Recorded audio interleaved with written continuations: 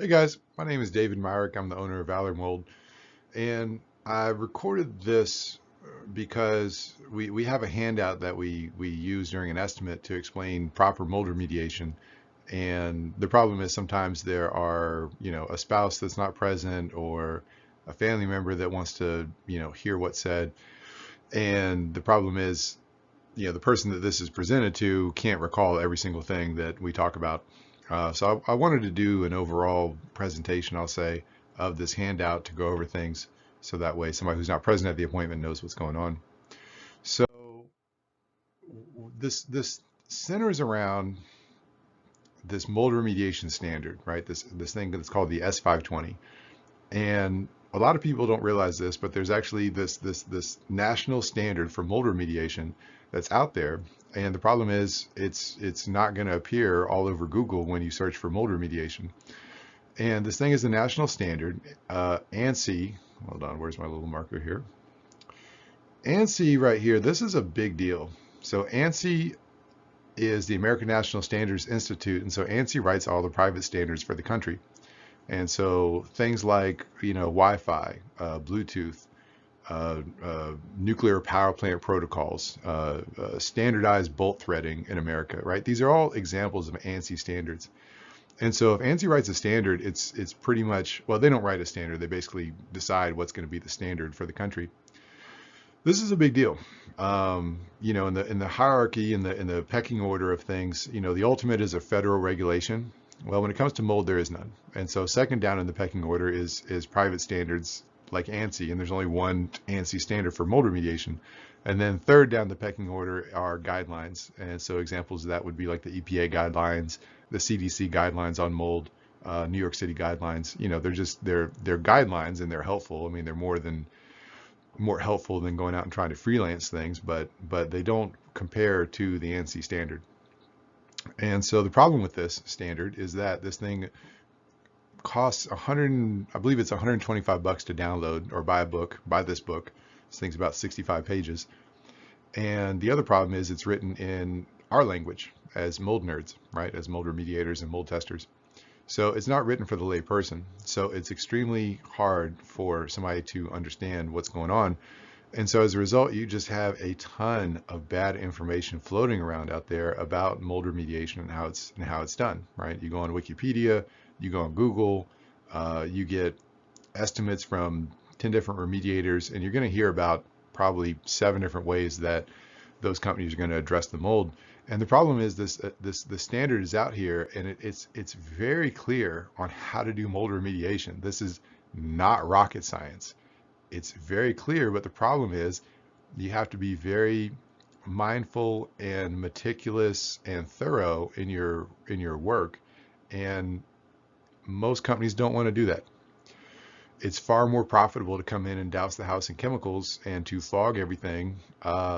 Your profit margins as a company are going to be 80%, 90%. I mean, there's companies out here that just make a killing in basically taking advantage of people's ignorance about the topic, right? Because the public just doesn't know.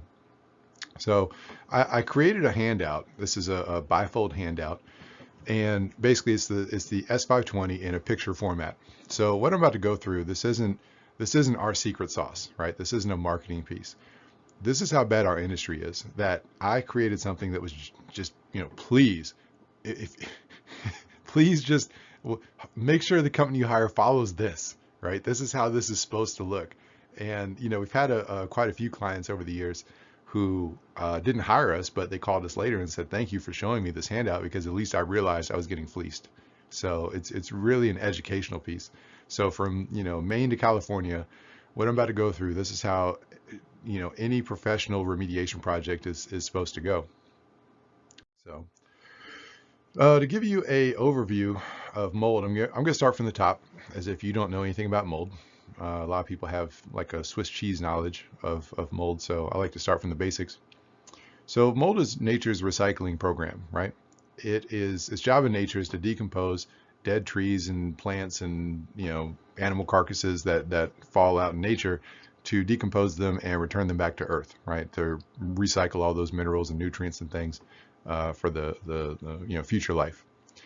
And the problem is nowadays, we build our houses entirely out of dead trees. So drywall, wood studs, these are all examples of what's called organic material that can all be colonized by mold. And so mold is, again, a force of nature. There's literally mold in every cubic foot of air on the entire planet.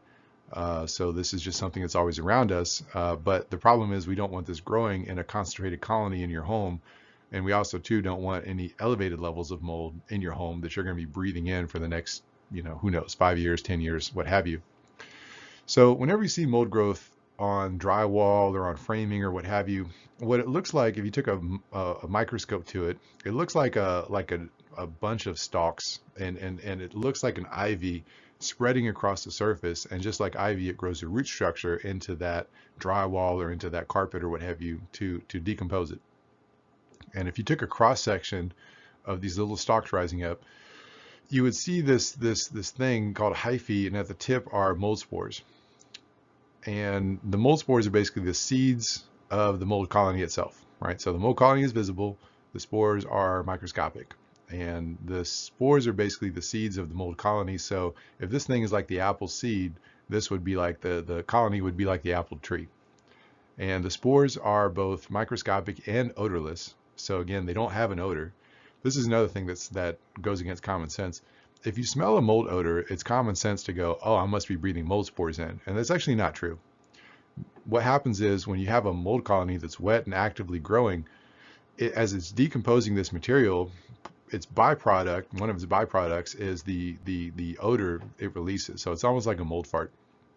So you can have a house that smells like mold to high heavens, and do a mold test, airborne mold spore test, and find out that the mold spore count is actually very low because the colony at that time is not being disturbed, and vice versa, right? We've had projects where there's no visible mold growth whatsoever, but there's very high mold counts in the house, and that's either from high humidity or past botched remediations or something like that.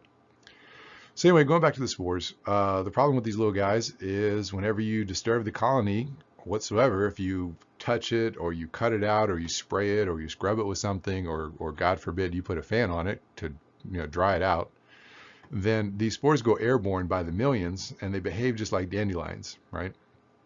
So there's actually 1 million spores per square inch of visible mold growth, right? 1 million spores per square inch of visible mold growth. So that means that in a square foot of mold, you're talking about 144 million spores per square foot of mold, right? So the numbers are astounding. So when you start getting into 10 square feet of mold, it's just, you're talking about 1.4 billion mold spores. I mean, it's incredible. And the reason we talk about these spores a lot is because they are the main drivers of health effects in people. And so people either get an allergic reaction, a chemical/toxic reaction, or a fungal infection to mold. Now, let's see if I can write on here, because I actually combined this. I ran out of room when I was having the graphic designer make this. So this is actually 2 separate categories. So the chemical exposure includes toxic responses. Actually, let me draw that down here, because if you're having a toxic response, it's going to be to the mycotoxins. If you're having a chemical reaction, it's to the MVOCs. So going back to this, so you have the allergic reaction, a chemical reaction, a fungal infection. So if you're going to divide this chart up, out of everybody who reacts to mold, 90% are going to have an allergic reaction, 10% are going to get the chemical or the toxic response, and less than 1% are going to get the fungal infection. Now, the reason I like to make this distinction, stay with me here, because I'm about to make a very important point. When you talk about killing mold, it makes no sense from a human health perspective, because if you're going to have an allergic reaction or a chemical reaction to mold, you're going to have the exact same allergic reaction to dead mold as you are to living mold. And so when you hear people have all this, say all this stuff about killing mold, and we're going to fog, and we're going to go ahead and spray antimicrobials because we need to kill the mold colony, that is an instant red flag to you that this company has no clue what they're talking about. Now, I'm going to repeat that. They have no clue what they're talking about, because, again, if you have an allergic reaction, it's irrelevant whether this is alive or dead. You are reacting to the allergens, right, the proteins in that material. So if if you had a peanut allergy and somebody told you that you needed to kill peanuts, you would look at them like they were nuts. Yeah, that's kind of that's funny. You would look at them like they're crazy, right? So, and the problem is in our industry, this is what everybody says. We're going to encapsulate it. We're going to spray it. We're going to kill it. And again, it just makes no sense. And matter of fact, now you're spraying all these chemicals in your house. Who's to say you're not going to have a chemical reaction to these chemicals, right? Because fogging, let's take fogging for example. There's still probably half the remediators in this area will say that they're going to do fogging, and it hasn't been recommended since the 2008 edition of that S520 because it's notorious for sending people to the emergency room. It leaves a chemical residue on everything, and it's also not safe or effective. So why do it, right? And what these companies are doing is they're playing on people's wants to have a silver bullet fix, right? An easy fix so they can just move on with life. And I get that. You don't want to make a mountain out of a molehill, and I get that. But when it comes to mold remediation, it behooves you to really pay attention to this because this can seriously affect your health. And you just don't know who you are. So, as a matter of fact, this plays into my next point, which is 10% have the chemical or the toxic response. Well, that number is just my own personal interpretation, right? If you're familiar with if you're a person who has Sears, or you have Lyme, or you have pandas or pans, if you're considered mold sensitized, if you're having mycotoxins show up in your urine, then invariably you're going to run across this guy named Dr. Richie Shoemaker, who is probably the first authority on genetics and mold, right? Where a person's genes dictates how much mold exposure is going to affect that person. And so Shoemaker thinks that 20% of the population is mold sensitized, right? Where they have a gene that makes them sensitive to mold, and then 1 to 3% of the population has a double whammy, where they have two genes that make them very sensitive to mold, where they can't purge mycotoxins out of their body like normal people can. And so the issue is here, when it comes to mold exposure, the best analogy I've heard, let me take this off. Let's see how good my drawing skills are. So the best analogy that I've heard is that everybody has a cup inside them, if you will. And so some people have a little cup and some people have a big cup, right? And this cup dictates how much mold exposure you can take. And so, the people with a little cup, their little cup, if you do the same mold exposure, is going to fill up very quickly compared to somebody who has a big cup. And the thing is, nobody knows how big their cup is. And once the cup runs over, well, now you're mold sensitized, right? And your life changes at that point because now you react to very low levels of mold. It's extremely hard to rent a car or fly on a plane or stay in a hotel or, stay anywhere except where you have your safe space in your house that is kept, very pristine and almost clean room conditions. So life sucks at that point. And let's see, I was going to make another point. I forgot what it was.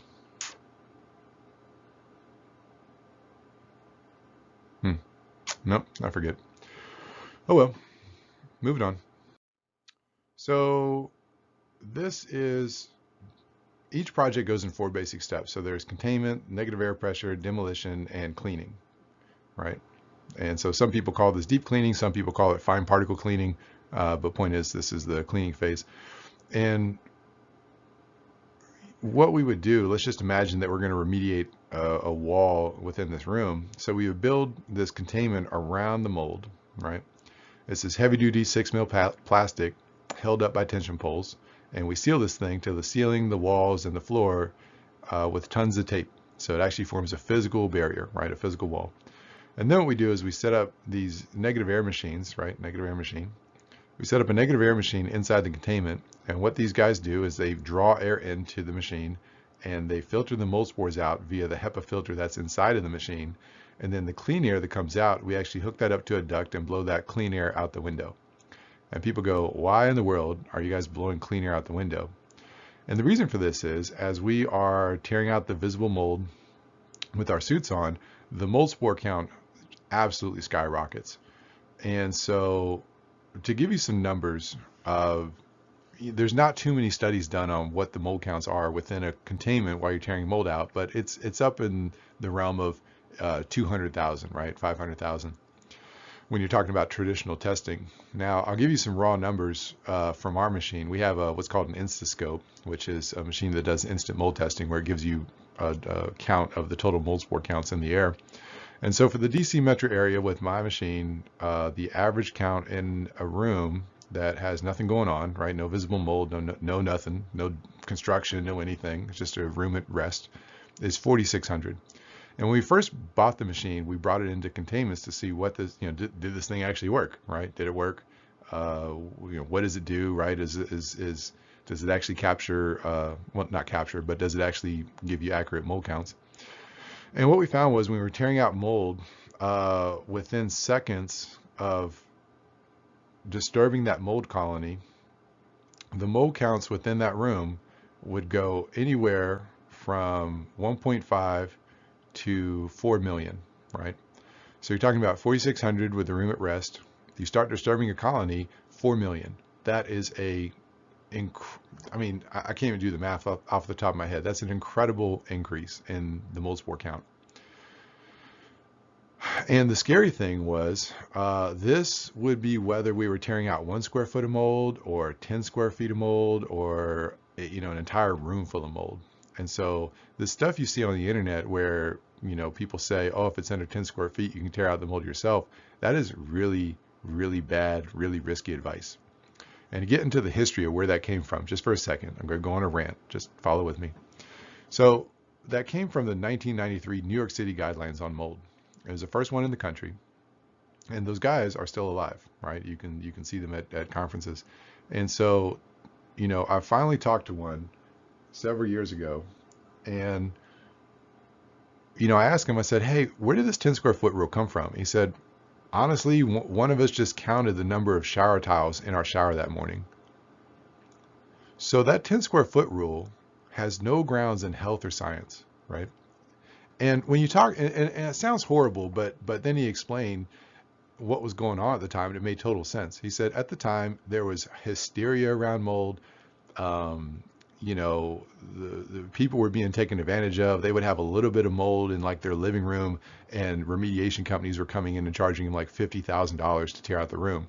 And it was crazy. And people would find a little bit of mold in the grout in their shower tile, and then they would demand that the entire apartment be torn apart and, all their stuff be thrown away. And so he said, we just wanted to have some kind of line in the sand that, separated a minor project from a project that needed full remediation and full gut of the place.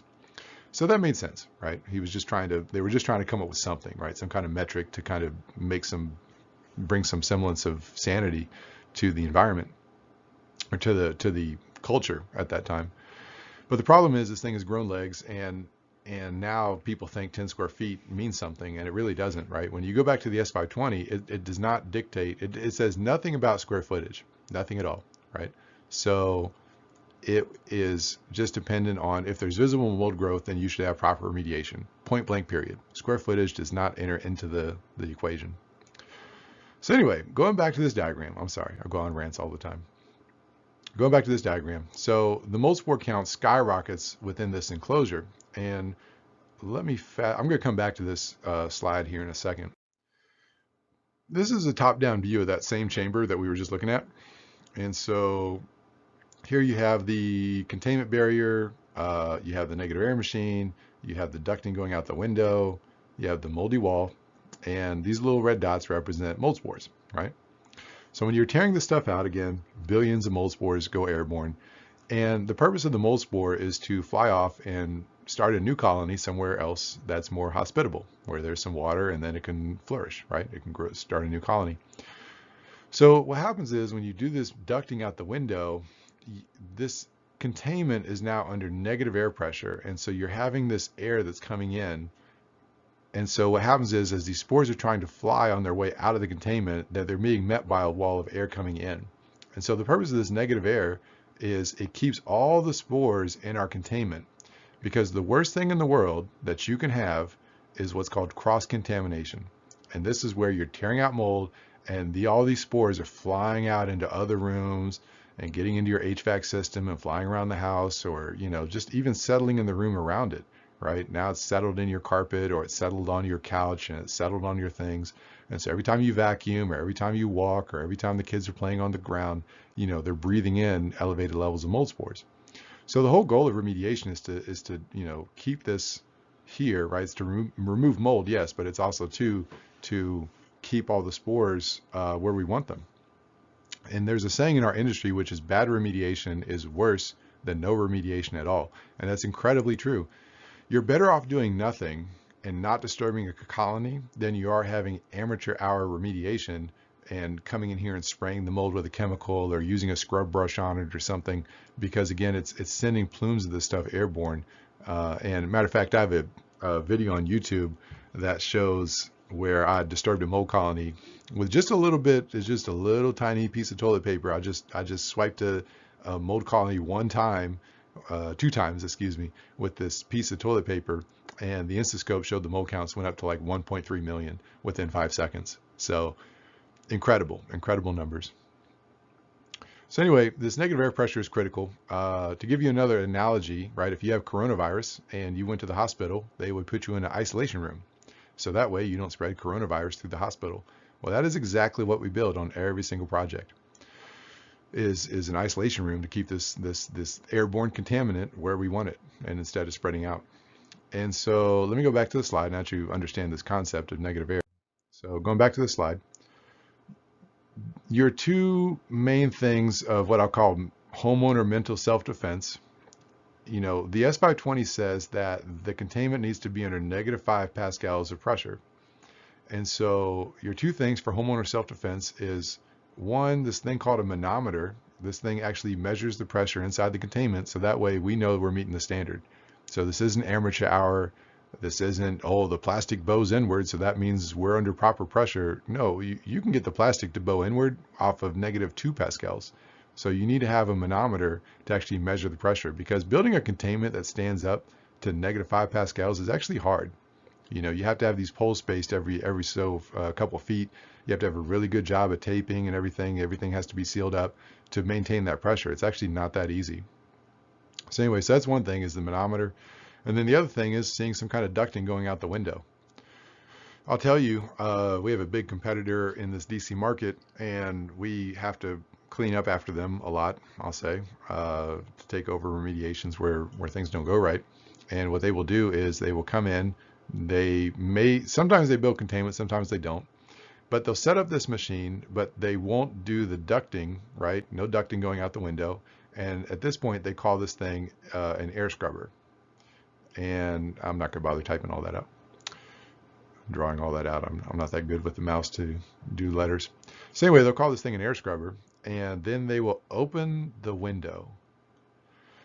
I can't tell you how dumb this is as far as engineering controls go, right? Because when you open up the window, you have something called wind, and wind is completely random. And even on still days, there's still wind that occurs. It's not, maybe doesn't make the trees blow over, but you know, you can see leaves rustle, you can see, you know, grass flow a little bit. And so the problem is when you open up the window, it puts this area under positive pressure, because this air is coming into the window. The air is coming into the window, and it's pushing the mold that you're going to be tearing out. It's pushing it deeper into the house. So opening up the window in the midst of a remediation project is one of the worst things you can do for your indoor air quality, right? It just massively increases your exposure. And you know, if they're opening up the window for, I don't know, a couple minutes because they need to throw some trash out the window, okay, that's fine, right? This is more for, you're keeping this window open all day because you think that's helping to dilute the mold. And yeah, it's helping it to dilute, all right. It's just pushing it into your house to dilute it. So yeah, this is critical, right? A company could completely screw up the job inside this containment, but if they have proper containment and proper negative air pressure, at least they're not doing any harm and spreading it through your house. In the demolition phase, everything in your house fits in one of three categories. So it's either a porous material, a semi-porous material or non-porous material, which I ran out of room with a graphic designer, so I had them leave it off because non-porous material doesn't really apply when it comes to what's called structural remediation, right? Maybe your window, a sliding glass door. These are going to be the only items that are going to be non-porous items in a typical house. But porous material, this is going to be drywall, carpet, insulation, right? Everybody, from the S520 to the EPA to the CDC, New York City guidelines, grab anything you want, and everybody says that porous material cannot be salvaged and needs to be cut out and thrown away. And the problem with it is, this is where do-it-yourselfers really get in trouble, because the mold you see on the front side of the drywall, especially if you're talking like about a foundation leak or a plumbing leak or something that starts behind the wall cavity or behind the ceiling, the mold growth is going to be 3 or 4 times worse on the backside. And so what happens to the do-it-yourselfers is they will see 1 square foot of mold and think, oh, I can do this. And they tear it open and then find out, oh my God, this is a big mold farm behind the wall. And then they're calling us to come in and try to save the day. And the problem is all the cross-contamination, the vast majority of it happens during the demolition phase. So it's a bit like closing the barn door after the horse ran out. So these projects are typically way more expensive than if we would have came in the first place and did this right from the get-go. Now, semi-porous material, this is going to be like wood framing, plywood, subfloor, exterior sheathing, concrete walls, concrete block walls, things like that. So the mold grows a root structure into the wood, and the mold, the S520 says you can totally save this piece of wood. You just have to physically strip out this top layer of mold out of the wood. And so, geez, I just lost my train of thought again. And so the standard says that it's up to the remediator to do whatever method they wish, right? We can sand it, we can wire brush it, we can blast it. Blasting, by the way, is soda blasting or dry ice blasting. It's where you're throwing dry ice or baking soda at a high speed into the wood, and it strips all the mold out. It's hands down the most thorough method to strip mold out of wood, but it's very violent. So you have to be sure that you have really good control of the containment space, and also too that it's worth the cost of doing it. So anyway, so it says that you need to go ahead and strip the mold out of here. And this picture, by the way, is blown up, right? This isn't like a full 2x4 stud and we're shaving off, 1 inch of the stud. It's not the situation. This is blown up, so you really only have to go about a 64th of an inch into the wood.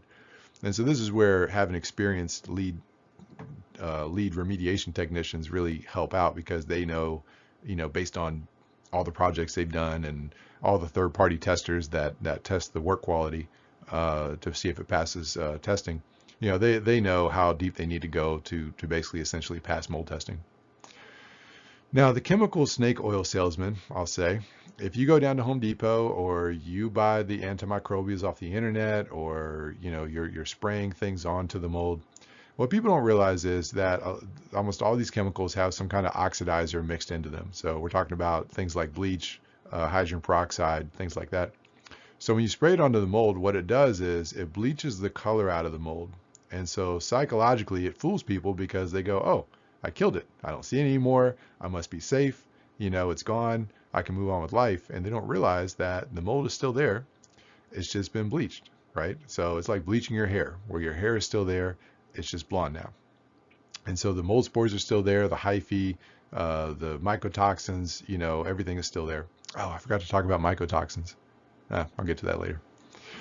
So, this is the big, I hate to say this, but this is the big lie, right? This is the big lie, because in our country, the mold remediation market is dominated by money and marketing, right? It's not driven by health and science. There's nobody looking over our shoulder. There's no government agency that is verifying that remediation is done properly.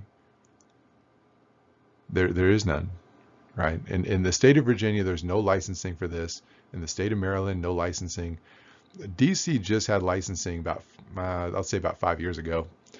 But, I thought that they would come out to check on projects and supervise things and do, random quality control checks. And there's been none of that, right? It's basically just, pay us, go to class, right? Go to a 3-day class, pay us several $100s, and, we'll issue you a license. So there's nobody out here verifying that this work is done according to the S520. So it's completely the Wild West, and even nationwide it's the Wild West, right? Texas, Florida, and there's a couple others, handful of others, but these are the only states that require licensing for mold, right? The rest of it is just, if you can watch a YouTube video, you can go out there and start a company and say you do mold remediation, and nobody's going to stop you from the government, right? The cleaning phase, this is hands down the hardest thing the hardest thing to train new technicians on. So to back this up, even though we've had negative air pressure in this chamber the whole time, there's still millions of mold spores that are going to settle onto the ceiling and the walls and the floor just like dust. Because the negative air machine, its job is not to clean every surface in the containment area. The negative air pressure is just to keep the mold spores in the containment, right? So they don't escape and go in through your house. Now, the negative air machine is going to clear out airborne mold spores, but they're still going to settle on surfaces faster than what the machine is going to be able to clear it. And so what you have to do as a remediator, I said that weird, what you have to do as a remediator is to HEPA vacuum and damp wipe every single square inch within this containment. And the way you do that is, it's called the HEPA sandwich. So basically you HEPA vacuum, damp wipe, and HEPA vacuum every surface in there. Now, some people like to HEPA vacuum, damp wipe, and that's fine. But point is, it's a multi-round cleaning process, right? Now, all these little dots mean something. So the red dots represent mold spores, the blue dots represent mycotoxins. I forgot to go over this in the first slide. Mycotoxins are a big deal to people, that are having mycotoxins show up in their blood, the PANS and PANDAS crowd, Lyme disease, CIRS, chronic inflammatory response syndrome is what that stands for. Basically what we consider the mold sensitized people. And so they're very concerned about mycotoxins. And the thing about mycotoxins, just to go into the biology for a second, mycotoxins coat the outside of the mold spores. And it's how molds fight other molds for food, because Mother Nature's brutal and everything's a competition. And if you're going to have a surface, a piece of drywall that's wet and ripe for a mold colony to grow on it, there's 300,000 different species of mold in the world, and so, and counting, right? We don't even know how many there are, but that's just the latest guess. And so what happens is you can have several different species of mold growing in the same area, and so they will fight each other for that food source, and they do that with mycotoxins. So it's like a chemical warfare. And so the mycotoxins coat the outside of the spores, and if you imagine the spores like a bowling ball, right? It has a little bowling ball. Then what the mycotoxins look like is like a tar coating on the outside of that spore. So wherever the bowling ball rolls, it leaves behind this little trail of sticky mycotoxins, because the spores will float and they will go airborne, but the mycotoxins are sticky. Now, if you're listening to this and you're in the mold sensitized crowd, you might be upset right now because I'm talking about how the mycotoxins are sticky and you think that the mycotoxins go airborne. There really hasn't been any white papers I've seen that prove that. The mycotoxins, yes, I will agree that the mycotoxins can ride on the backs of dust and bacteria and things and go airborne that way. But would the mycotoxin actually detach from a surface and go airborne on its own? The jury's still out on that. So I'm not saying that's not true.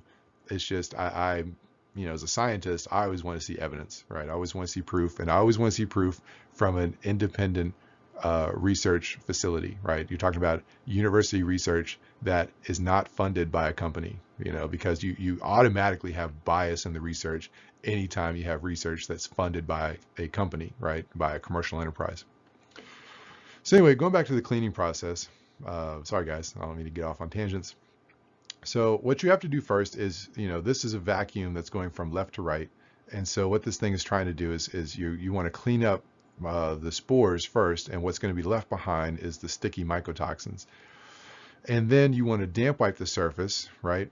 The grayed out mycotoxins are supposed to be unsticky mycotoxins.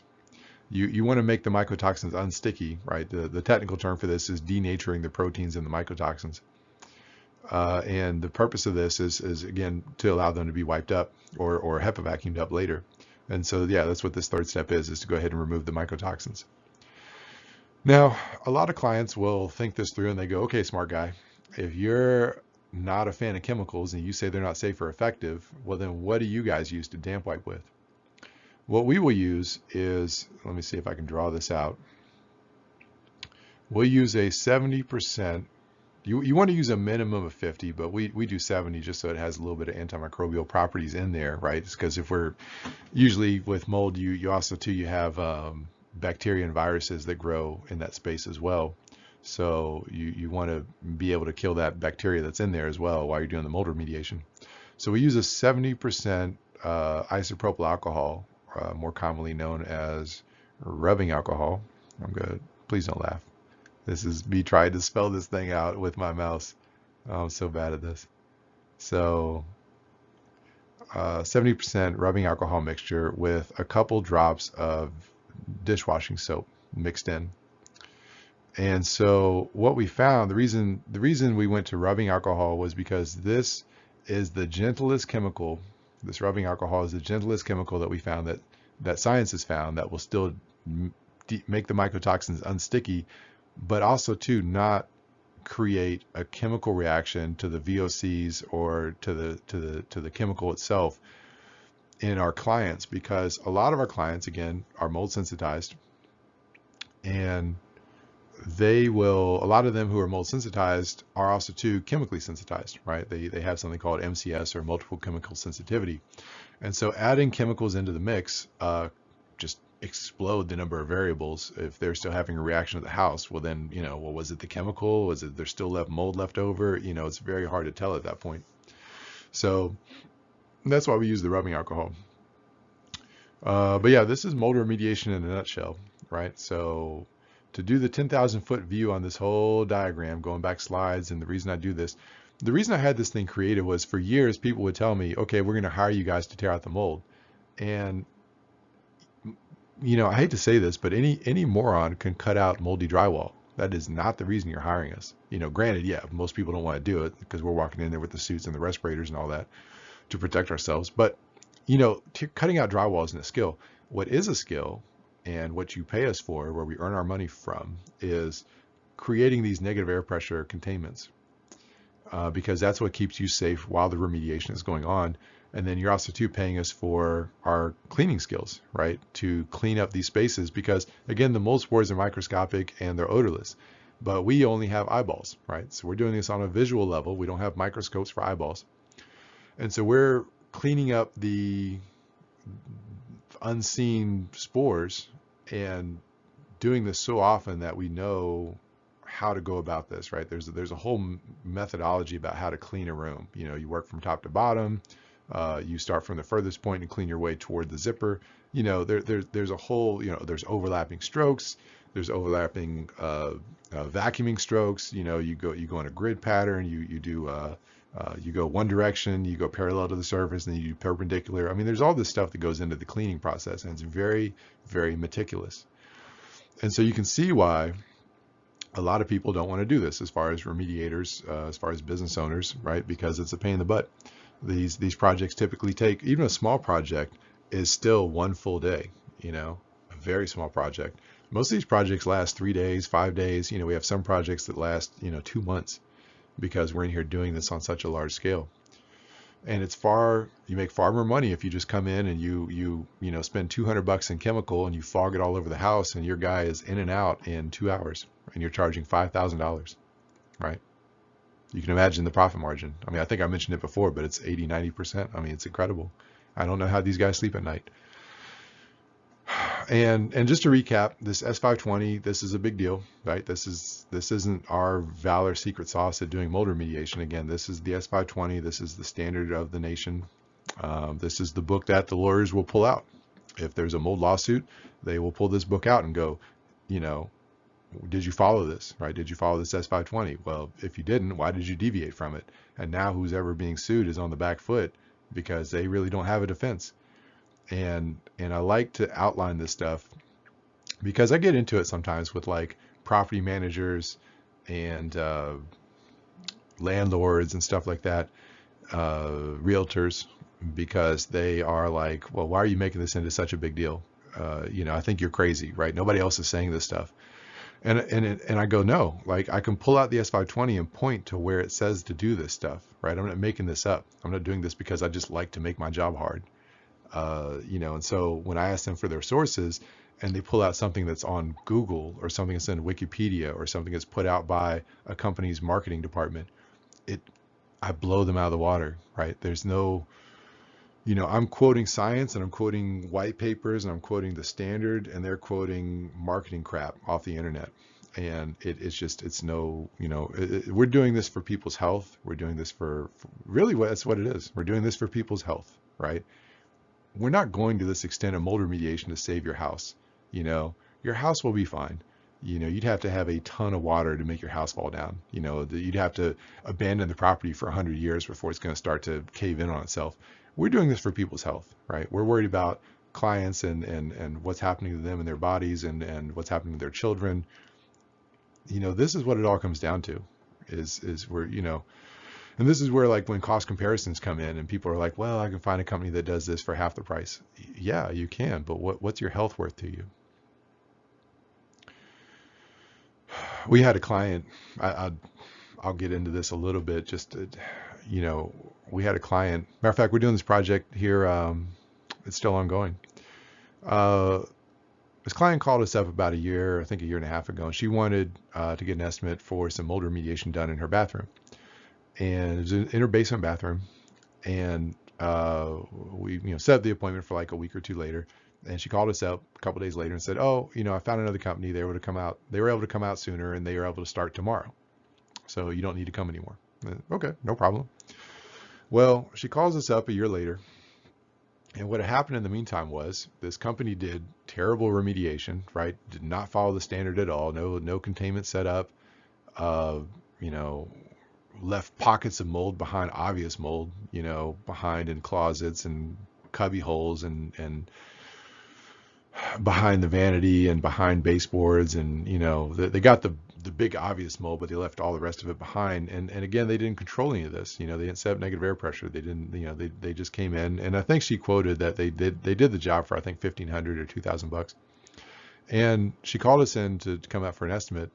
And this bathroom would have been about maybe 6,000 or 7,000 if we would have done it. Now, here's the thing that happened. Because they did improper remediation, she, ever since that point, has been having health problems that has been dogging her, right?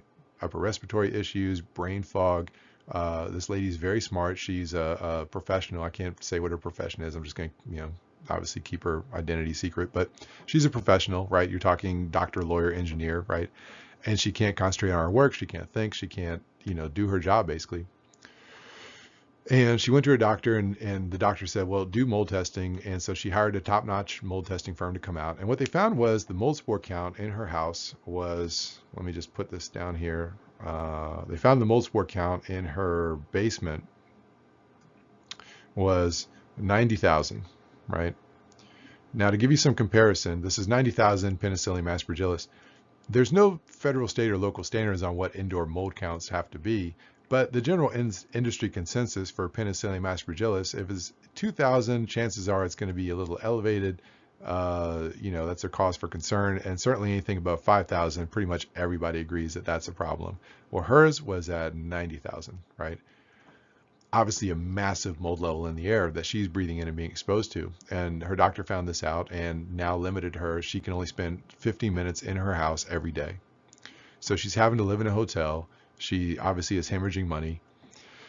And, had us come out. And the problem was she had a bunch of mold in her basement that she's lived with in this house for the last 30 years. And it's never bothered her. But because she had this massive mold dose, this massive mold exposure due to botched remediation of her basement bathroom, this was from, I think, a toilet leak or something. Yeah, it was a toilet leak. Now all the mold in her house bothers her, and now we're having to do a remediation for her entire basement plus some rooms upstairs for $75,000, right? This is a 6-week project. This thing is going to take us, it's a ton of work. It is a ton of work. And compare that to what we would have charged her to do this bathroom was $7,000. And because she didn't know any better, right? And I'm not going to fault her and say that she was dumb or whatever. I'm not saying that at all. She just didn't know and didn't take the time to talk to different companies, and didn't take the time to hear us out and hear what we had to say about this.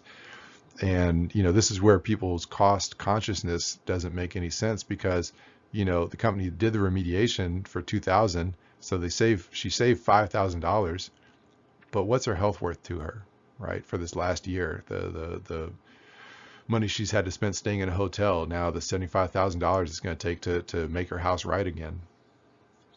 If we can make it right. I mean, I don't know. We'll see. I'm not even sure about this. Her health might be that far gone that the house, it would need so much work to make it livable for her again that it's just not feasible. I don't know. So anyway, food for thought. I'm sorry I ramble a lot. I know this is at 45 minutes. I was really trying to keep this down to 10. That totally wouldn't happen, I guess. I guess I can't tell any stories or explain things. But anyway, this is mold remediation in a nutshell. Hope this helps. Take care and good luck.